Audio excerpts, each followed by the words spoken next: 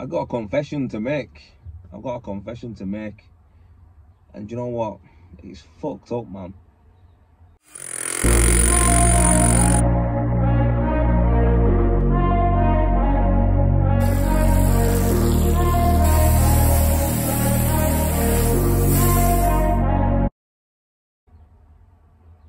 Although I am like a confident person and I believe in myself, I think that's been bred into me since young, like as in that's just in me since young, to be confident, believe in myself.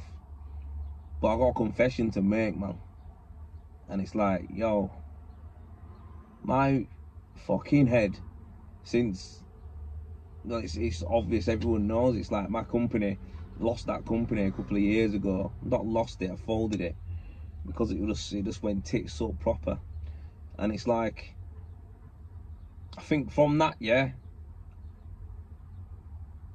I've kind of come to the point where like it's a little bit of a grieving process with losing someone that I actually worked so hard to build up, and you know, I was committed to and stuff like that, to go. And you know what, I confess, right, that it knocked the fuck out of me. It knocked the pony out of me. Mad. You know how nice it is to actually say that? Like, I'm smiling now because, yo, I've never said it out loud before. I've said it in my head. Yeah, it knocked the shit out of me. It knocked my confidence. It knocked my confidence. It didn't knock it out of me completely, but it made me go back in my box a bit. I did post a lot of stuff about work and business and that. I didn't do much on it. Yeah. Confess, man. It knocked the fucking pony out of me, mate. Honest to God. Yeah, I confess. But check this though. It's only recently that I've actually been thinking about like the accomplishments and stuff like that I've done, and what I'm you know, as I'm planning to go forward now with my company that I've got now, Renovate. Yeah, it's like my accomplishments and that, and what I actually did do. I think I was focusing on the bad stuff all the time, of what, you know, where I went wrong and the negatives, instead of thinking about, you know, the stuff of what I did do. I know where I went wrong. I know where I went wrong in that company big time. But yeah, my accomplishments, so I'm going to talk a little bit about, confess that I shit it, and that after it went, I went into my shell and I want me, that ain't me. And yeah, my accomplishments, I started a company with fucking nothing. With nothing, mate. I started that company, just lost my mum, I was in a fucked up position, and I started with literally nothing. I'm not going to go into too much detail about other stuff that happens when you do what I did. I think there's more to come from my series of videos about this, about running a business like what I used to have. And I can't get it in one video, so I'm going to talk about you know, the accomplishments, really, the good stuff that I believe is our wins. Yeah, so by the time I'm just going to jump straight to the juice, because there's no point me talking about what I did. Everyone knows I just grafted every day, mate. Built up a little team briefly, and we did well, and we were built on quality. But when I got to like 30, 31 of having that company 5 years, remember, with no help at all as far as being coached or having anything to do with QSs or with how to run a company, how to talk to people, how to deal with staff, how to deal with, you know, all the stuff that you just not taught. I'm just a shit hot plasterer, blowing me on trumpet again, but I was just a shit hot plasterer who had a couple of shit hot guys with me as well. That's what I was, and that's what I still am. It's like, you know what, I'm from an area in Leeds where, I'll be honest with you, none of my other friends, apart from probably one or two of them, have done all right for themselves. All the rest of them are pretty much young lads and that. Well, when we were young lads, the ones who I grew up with when I was a young lad, now we're doing fuck all, mate. They don't do anything. So to come from there and actually have a normal job and be stable is an accomplishment, really, in itself. I've got a couple of mates who are doing really well from there, and that's good to see. I think you're not expected to do much, especially in a market like mine, which was plastering. mainly was plastering, dry lining. Time I was 30, 31, the type of projects I was pricing up against, and you've got to remember, I've got no experience at all. I had to learn exactly how to do all my pricing up, how to run a spreadsheet, how to look at a spreadsheet, how to work it out, how to do the quants down to the penny. I had to learn all of that stuff. Long nights, man, did it. I was pricing up jobs that were 100 grand. Like, that was it. Like, I'd get a block of houses, a block of flats. That's the type of projects I was doing that were like 100 grand jobs. It got to the point where I was 31, 32, where the average jobs coming through for me were like 60, 70 to like 120, 130 grand just for the plastering package. Now, a lot of people who might watch this might be thinking, ah, it's all right. You've got to understand, this is one part of a building. I'm not a builder. I'm not a building company. I'm just doing one aspect of the job, which is plastering. This is literally boarding and skimming, or bonding out and skimming. That's all we were doing. And that's, you know, at that age, 30 years of age, I'm getting tenders through, and I wasn't just getting tenders through like once a month. I built my company and my name up to the level with the use of all different other types of stuff that I know, different techniques and different people who've helped me along the way. I'm not going to talk about them in this video. I'm just going to talk about what we did and what I did. And the reality is, we built to the point where I'm 30, 31, and across all my platforms, stuff like that, we're getting tenders sent through via LinkedIn, via emails from a website, everything, for jobs that were going into, you know, the hundreds of thousands at 31. And I didn't have no QSs, I didn't have no site managers, didn't have anything, just me, a fucking admin, and, you know, a few lads who were alright at plastering. Didn't have a fucking clue. The reality is, I should have put a lot of stuff in place, you know, as I got to that level there, and it would have probably been alright. The company would have been alright. I'd have had someone who had their heads up properly.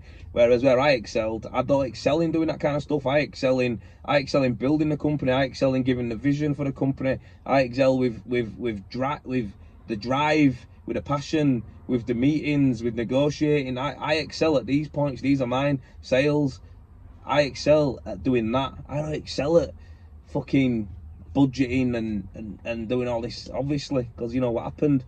But I got to the company to that point there, and I know that I'm never ever going to be on my ass again going forward in my life, because I've got a certain set of skills now, and I'll always be alright. I don't think I'll ever be satisfied with just doing a job with just myself and me and another guy. I don't think I will. So the reality is, I have to use what I've got and go again, but also use what I've learned and go again. I'm never going to go to having what I had before, which was 30 members of staff in total. Mixture of plasterers, renderers, even had a couple of deckies, labourers. I even used agency workers sometimes because we were just that fucking stacked. I'm never going to do that again, but I'm going to go to a nice level where I'm comfortable, where it makes sense, where it makes money, it makes a good profit, and not just so I can line my pocket.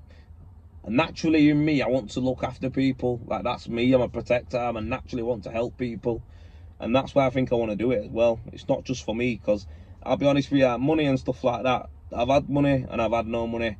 Right now I'm not fucking great, you know, financially, but we're getting back on our feet. But the reality is, it's like, it never changed nothing for me. Do you know what I mean? It never changed nothing for me. I'm still me. It's fucking tapped in head. Do you know what I mean? That's what I am, and it never changed though. So I know what gives me fulfillment now. But yeah, as far as recognising my achievements, blowing my own trumpet, it might sound like almost, but I don't care. Like, so fucking what? Why would I not? Why would you not? If you've done something that, when you've come from a certain circumstances and background, and you've done something that no one else could no one else has done where you're from, why would you not be fucking proud of yourself? You know what I mean? And I'm a worst critic, and I beat myself up, and I'm at the point now where I'm not beating myself up no more. I'm like, fuck it, it happens. You know what I mean? It happened, and it is what it is. You know what I mean? I'll make sure I'm, you know, try my best that it doesn't happen again. But I just think, fuck that. Look at my accomplishments, and even more so, being me who I am, like, as in, and I'm not making this about race or like that, or a race card or like that. I don't need that. I don't need none of that shit. Or, you know, single parents. I'm telling you now, mate, I'm from an area where we're not expected to do anything. I'm going into a business, right, where I work now, my expertise in what I do. There's not many people where I'm from like me doing what I do. Simple as that. There's not. You don't see any of them, mate. Do you know what I mean? There's the odd one or two that are doing what I do, that excel to the level that I'm at. And that's not me blowing my own trumpet. In a way it is. In a way I'm not bothered if it sounds like it. What I'm trying to explain to you is there's not many of us doing it. And you've got to think, it's like, I am from a single household, a single parent, who didn't earn no money, mate, but I've been raised by someone who excelled. Again, my mum excelled with all the difficulties that she had. She fucking excelled. Do you know what I mean? She come from Ireland, yeah, full-blown Irish fucking woman with no we're not a bean, mate. At 16 years of age, she ended up buying her own house. That no one else in my family has bought their own house. My mum has. You know what I mean? Actually, a brother and I think a brother has. My uncle, he has. But you got to remember, like, even he said to me, yeah, it wasn't expected. Like, we won't expect your mum to have done that, because she wasn't really, when she was younger, where we're from, many people do that. Do you know what I mean? So she excelled, and she's passed it on to me. And that's where it's like, she's passed it on to all of us, really. And it's like, that's what I'm trying to say. It's like, all I'm going to do is excel. That's what I've been bred to do. That's what I've been taught to do. For where I'm from, the situations I was raised in, the opportunities and the sector that I've actually gone into, I am not the norm. I am not the fucking norm. But the reality is, I am gonna be one of the leaders in this sector. That is it. That's gonna happen without a doubt. I'm gonna be one of the main ones, and I'm not doing it because of anything else other than the fact of I work hard and I share and I give back. That's the reason why I'm gonna fucking do it. Simple as that. 32 years of age. One of my biggest things that a lot of people will be shocked by and will be like thinking, fuck, I didn't know it was like that, or they might be thinking, so what? It don't matter. But one of the big things that I had when I was 31, 32, and my company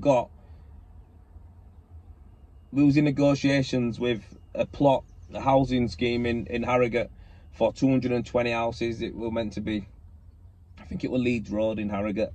220 new build houses to fully dry line, skim out. There wasn't no rendering on this one, I don't think. But that's what we was in with, right? And I'll just tell you that the grand scheme of it, that many houses, one of the most intense tenders I've had to do. And we got to the point of where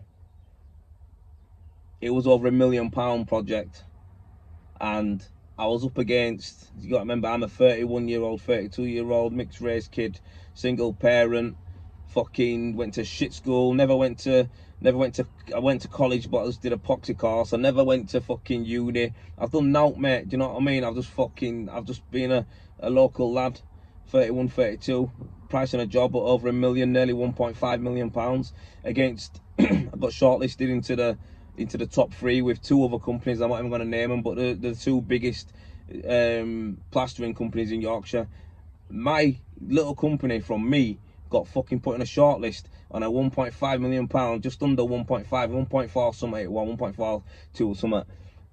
I got shortlisted against 2 other companies, right, who were fucking from total different from me, mate. They have got background in this game. We're talking 20, 30 years. I've got a 5 or 6 year company. I'm from where I'm from, and what I do, what I look like. I was in a fucking shortlist with them.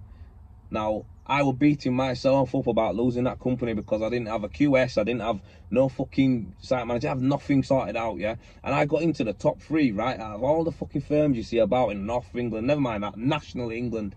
I was in the top 3 to price up this job and in contention, if we just altered some numbers, to possibly win it. And, you know, never mind the other countless jobs that I did win that were 100 grand, you know what I mean, 100 grand projects all day. It's like, and I'm beating myself up because I fucked up. And I didn't know anything about what I was doing. I just feel like this guy who I can fucking build a company and push a company and drive a company to a level where it's at. But I didn't have the acumens, really, the business acumens to do it. But now I've learned a lot more, I know a lot more, and I was beating myself up.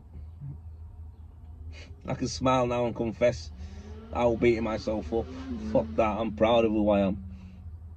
Not many people can do that, and I even try to compete with them. I'm just laughing because it's like so many people call me a cunt and that, and people think I'm a wanker from before and stuff like that. And you know what, mate? Fuck that. I've enough of chinning myself. Do you know what I mean? Reality is this: I'm proud of what I've done. I'm proud of what I can do, and you know what? I'm gonna do it all again, but better, stronger. Not as big, but it'll be stronger. You know. So yeah. For more from a confession there. But there'll be more videos that I'm gonna shoot about stuff that happens in that market out there, because a lot of people don't understand it's a fucked up world, and that's why I don't want to be a commercial company. But there's a level I want to go to domestically, dealing with people, that helps me big time, because I am a people person, you know. Got to the point in that company where I had that many people working for me, and the turnover of staff was so much that I didn't even get to meet everybody. I've had people come up to me and go like, how you doing, Cookie? Oh, nice one. Yeah, I used to do it. I did this job here and I don't even know who the fuck they are. That's because we had so many people coming in just to help us, subcontractors, this and that, and I never even got to meet them. None of them. My customers got to the point where I wasn't even meeting my customers anymore. It just was like, and that is not what I'm in this for. I love people. I love to meet people and talk to people. So yeah, it was a beast, man, that I didn't enjoy. So yeah. But yeah, I confess, your boy head went. Boy's head went. I lost my mojo.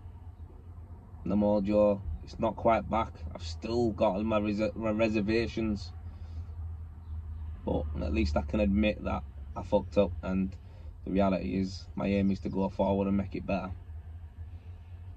Anyway, here we go.